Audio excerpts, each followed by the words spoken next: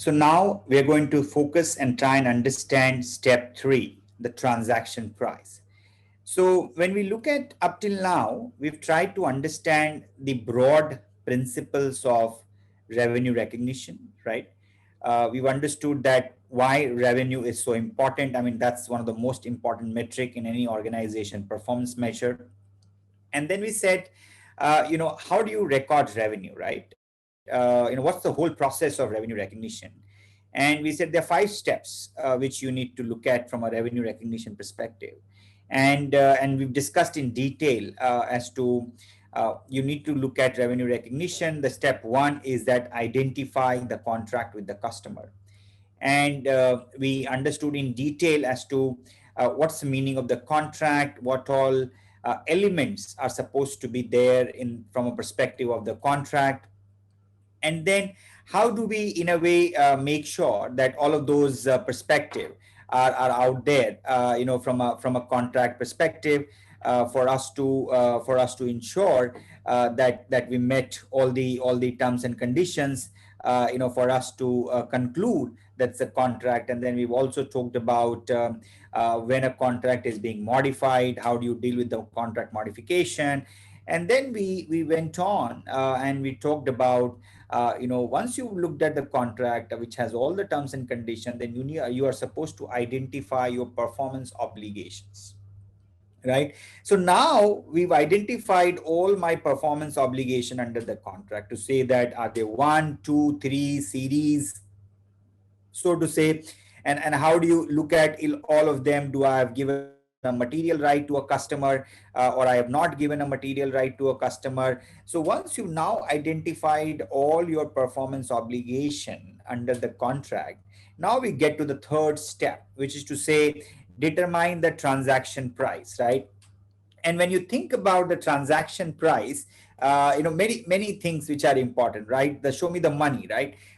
From that perspective, and that's where the transaction price is extremely important. So what's my contract consideration? Transaction price means what is the consideration? If I were to do this, what is it I'm going to receive in exchange? If I were to sell these goods to you or I have to provide these services, what is it I'm going to receive in exchange, right? Many a times you see that the transaction price is nothing but fixed in nature, to say that if I'm going to sell this product to you, you got to pay me 100 rupees, right? It's a simple situation. I think we are happy. We can kind of look at this and no stress, right? However, more often than not, you will see there are variations. There are variations which gets added to the transaction price, and that is where it is called as variable contract consideration. So to say that if you are buying 100 units from me, right, you will be charged X. But if you were to buy 150 units from me, you will get a 10% discount. X minus 10% is what going to be your price, for example, right? Or so to say, if you take delivery at this location, then this much is what I'm going to charge you. So are there rebates? The question is, are there rebates and discounts, right? Are there rebates and discounts, so to say, in the arrangement? Or for example, are there financing arrangement, right? Is there a sales return, right? Is it possible that something is going to get returned? Am I entitled for a bonus? Because I'm going to do something, so on and so forth, right? And is there a contingency? So what's variability is nothing but contingencies, the different complexity which you've added as part of the contract consideration. And that is what we will try and understand, as to how do you visualize all of these scenarios, right? And what's the resultant impact of this from the perspective of determination of contract consideration, as to what is it we need to be careful about, focused on. So what is the transaction price? Transaction price is the amount of consideration to which an entity expects to be entitled in exchange for transferring promised goods or services to a customer, excluding amounts collected on behalf of third parties, for example, government, right? Sales tax. So what is transaction price? Transaction price is the amount of consideration to which an entity expects to be entitled in exchange for transferring promised goods or services to a customer. So there has to be a customer, there has to be a transfer of goods or services, and then I am entitled, because I'm doing this, a contract consideration, right? That's what we are trying to determine. What is my contract consideration, excluding amounts collected on behalf of third parties like sales tax or GST, VAT, etc., etc., right? So transaction price reflects the effect of the following: variable consideration, including application of the constraint, and we will talk about that, if there is any significant financing component, if they are non-cash consideration like non-monetary transaction, or consideration paid or payable to a customer. Many times what happens is that you are selling, let's say there are two parties, A and B, right? Now, A may be selling a product to a customer, and B is also selling something to A. Okay. Now, the whole question is that consideration paid or payable. So I'm paying something to a customer, and then I'm maybe also receiving something from the customer from that perspective. So there are transactions happening on both sides, right? So how do you deal with some of these situations? Is there a discount? Is there a separate service which you have received? So there are several complexities in any complex transaction. As I said, in a simple transaction, it is to say, I'm going to sell something to you. In exchange, you're going to pay me 100. I transfer that goods to you, and I'm going to collect this either on cash or on customary business credit terms. Example, 30 days, end of story, right? No complexity. But the challenge is that in the world is not so simple, and hence we will see contractual terms which will add to all of these variations to say that, is there a variability in the contract price? Are there significant financing considerations? Are there non-cash considerations? Are there any other incentive which is paid or payable to a customer? All of that is what I need to look at, understand, while I determine the transaction price from that perspective. So it may vary. So what is transaction price may vary because of variable consideration. If the consideration promised in a contract includes a variable amount, an entity shall estimate the amount of consideration to which the entity will be entitled in exchange for transferring the promise. So if there is any variability, you got to estimate, you got to make that judgment and assess that. And there are a number of reasons why there could be variability, like bonuses, like refunds, like credits, like we say that there is a cash credit being issued to the customer, right? Or there's a credit note in a way being issued to the customer. So why have you issued the credit note, right? That's also in a way a variable consideration. So volume rebates, incentive payments, market-based fees, money-back guarantee, right? Many schemes we see where cashback, like the sellers have promised cash back to the customer, right? Or say that there's a money back, you pay me 100, now I'm going to pay you back after 5 years so much, then 6th year so much, 7th year so much. So all of this are in a way required to be adjusted from your or factored in determination of your contract and service level agreement. If you do this, you may get this. If you don't do this, you don't get this kind of stuff. So we will talk about if there are penalties, there are discounts, there are price concessions, are there liquidating damages. There are a number of things in a way which do impact the determination of contract consideration, and we will try and understand whole lot of them with the help of several examples. Now let's look at a methodology, right, which is required to be applied if there are several scenarios possible, and we will also try and understand the scenarios with the help of an example, right? And there are two methods which are allowed under the standard, which is expected value method and the most likely amount. What does it mean? So let's say when you're trying to determine the contract consideration, I'm trying to determine the contract consideration, right? And then it suggests that there if you do the scenarios in that agreement, that if you do this you will get this, if you do this you will get this, and there are some slabs, there are some variations in a way. So variable consideration is estimated using the approach that better predicts the amount to which the company is entitled to based on its facts and circumstances. So what you believe is that eventually is what you will collect, eventually is what you will get at the time of contract inception, right? At the time of contract inception is what you determine. And then of course it's a matter of estimate. So you keep on adjusting your estimate as you move forward, right? As you gain more experience, right? As part of the contract delivery process. So there are two approaches: expected value approach or a most likely amount approach, right? Now expected value, what it is trying to do, it is looking at a range of possible outcome.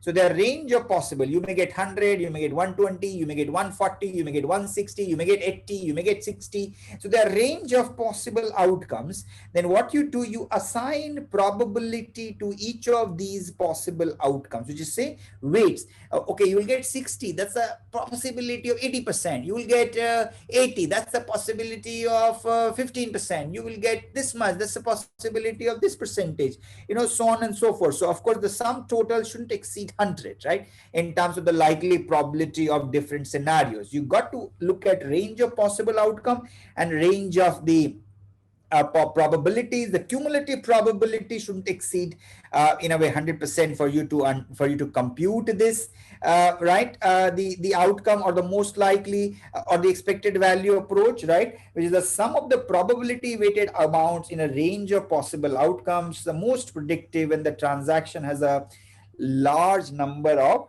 possible outcomes, right?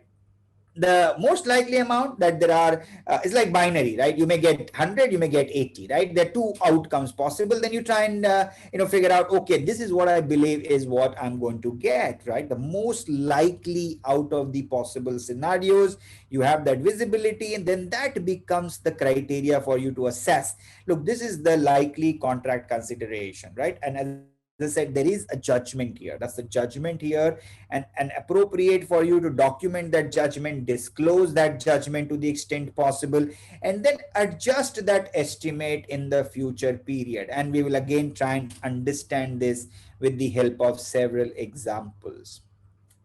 So let's look at this example, right? AST Limited enters into a contract with a customer to build a manufacturing facility. The entity determines that the contract contains one performance obligation satisfied over time. Construction is scheduled to be completed by end of the 36th month, 3-year contract, for an agreed upon price of INR 25 crores. The entity has the opportunity to earn a performance bonus for early completion as follows: 15% bonus of the contract price if completed by the 30th month, right? 15% bonus if completed by 30th month. 10% bonus if completed by 32nd month, right? 5% bonus if completed by 34th month, right? So there are three possible outcomes, and then there are three possible, in a way, possibilities, right, which is out there. So we are again when you look at the possibilities, and these are the possible outcomes, is what we have. Okay, now what we, in addition to potential performance bonus for early completion, AST Limited is entitled to a quality bonus of INR 2 crores if a health and safety inspector assigns the facility a gold star rating as defined by the agency in the terms of the contract. AST Limited concludes that it is 60% likely that it will receive the quality bonus. Okay. So two methods we talked about, right? The most likely, right, which is if there are not too many outcomes, then you figure out which one is the likely outcome. And then the expected value approach is there too many outcomes, then you assign, look at the range of possible outcome, assign a range of possibilities or probabilities to those outcomes, and then determine the expected value from that perspective. So how do we go about this? So there are two scenarios here. One where we have a range of possible outcomes. The second one where we only have in a way two outcomes, that whether I'm going to receive a bonus 60% probability or I may not receive a bonus in a way from that perspective. So in determining the transaction price, AST Limited separately estimates variable consideration for each element of variability, the early completion bonus and the quality bonus. So remember, my contract price is how much? 25 crores. Okay. Now I'm entitled for two types of thing. One is the, if I were to complete this sooner than later, early completion, right? And I am also entitled for a quality bonus, right? Now I decided that for quality bonus, I'm going to follow the most likely amount, and for the early completion, I'm going to follow the expected value approach.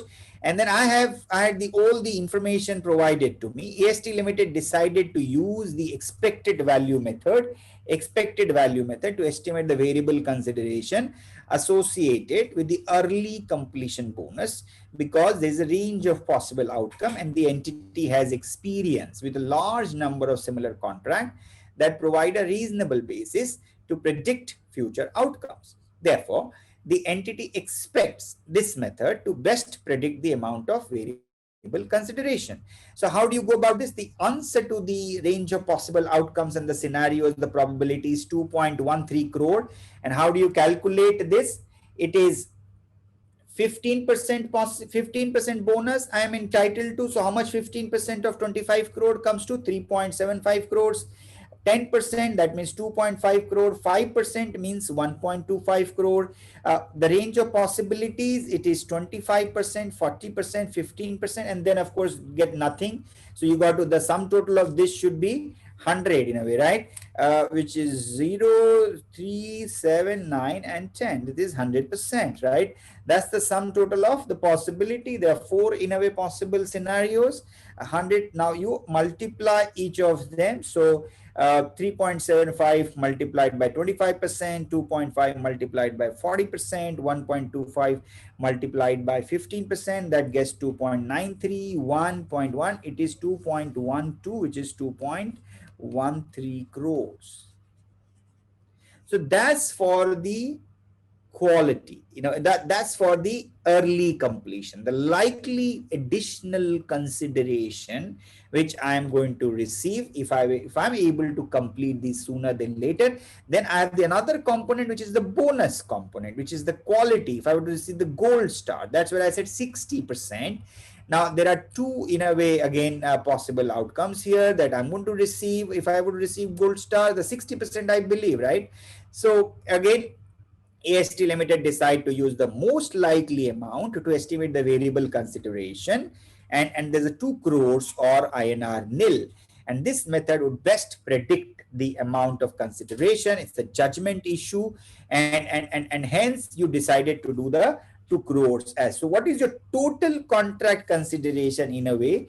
25 crore plus 2 point, how much was that? 13 crores plus 2 crores. So when you do a revenue recognition for a contract like this, or a situation fact pattern like this, your total contract consideration on which you will start doing the revenue recognition is 29.13 crores. It's not, I think the remember important thing for you, that when you are doing the revenue recognition, you will not wait for the 30th month, okay, for you to start recording this variable consideration. This 2.13 and this 2 is variability in this entire contractual arrangement. So I'm going to determine my transaction price. Now the transaction price includes the fixed plus variable, right? Now I have factored in all the contingencies. Now my transaction price for this contract is 29.13. So if I'm now going to apply step 5, It is to record revenue as your obligations are fulfilled. If I'm at, let's say, hypothetically speaking, I'm doing percentage completion method for revenue recognition in this example. I'm going to use 29.13 as the contract consideration and start recording revenue on day one using this as my total contract consideration, not as 25 crore and only do, let's say, this 2.13 or this 2 crore when I am entitled to receive, because I believe, based on my contractual terms, based on my past experience, based on my judgment, that based on my contractual rights, that this is likely the most likely amount of my total contract consideration, and hence that is what I need to start recording as revenue in a way from that perspective.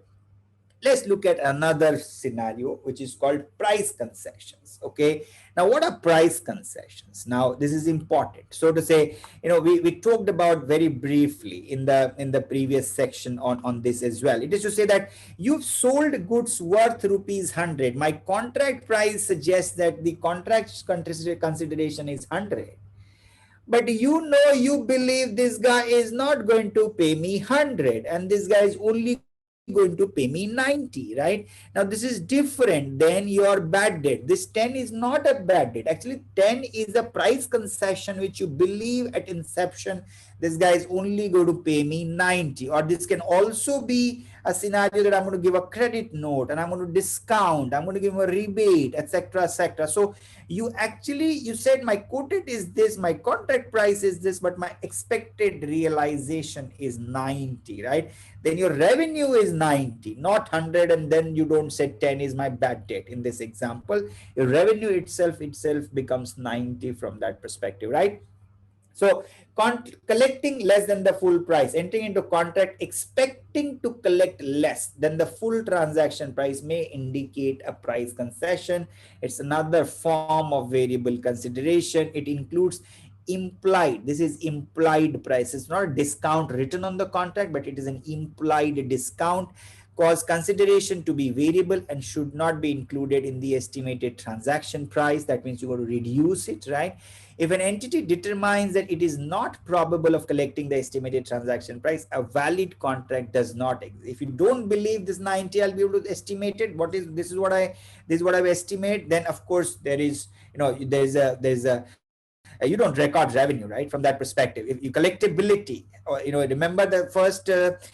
When I say identify the contract with the customer, the collectability has to be probable, right? And probable has been defined as more likely than not. And what is it you're going to collect is what is your estimated transaction price, right? That is to be collectible. If it is not collectible, that means there is no revenue contract, right? Then you don't record revenue, even though you may have supplied goods. Good luck to you, right? Now, then that situation, you only record revenue when there is actual collection, which happens, right? Those are very rare scenarios. We talked about this like cash and carry, right? So when assessing step 1, an entity also must consider step 3 of the model, determine the transaction price. We talked about collectibility and all of that. So distinguishing between the customer credit risk, right, the likely default risk, and the implied price concession is an area of judgment and an important area. If you expect that you will end up offering discount, that is what you need to then assess at the time of contract inception itself, for you to appropriately determine the amount of revenue which I am required or supposed to recognize.